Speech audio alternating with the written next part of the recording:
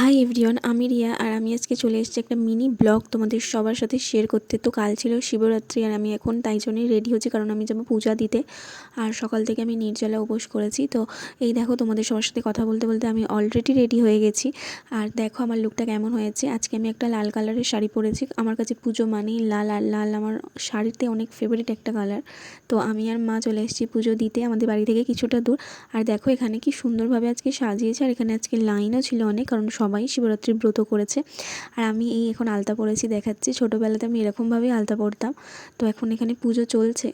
আমি যখন পুজো করেছি সেই ক্লিপটা আমি নিতে পারিনি, কারণ এখানে অনেক ভিড় ছিল আর আমি আর মাই যেহেতু গেছিলাম। তো এখন আমি ঘন্টা বাজাচ্ছি মন্দিরের, আমি পারছি না বলে মা আমাকে বলছে দেখ এইভাবে বাজাতে হয়। তো মায়েদের থেকে তো আমরা সবসময়ই শিখবো। তারপর আমি চলে এসেছি আমার বাড়ির একদম কাছেই পঞ্চানন্দ মন্দিরে। তো এখানে তো পুজো করতেই হবে, ছোটোবেলার থেকেই এই ঠাকুরের প্রতি আমার অগাধ বিশ্বাস। আর এখন চলে এসেছি বাড়ি, আর আমি এখন মেকআপ রিমুভ করছি। আর সারাদিন পর এখন আমি জল খেলাম। তো আজকের ভিডিওটা কেমন লাগলো তোমরা সবাই কমেন্ট করে আমাকে জানিও। দেখা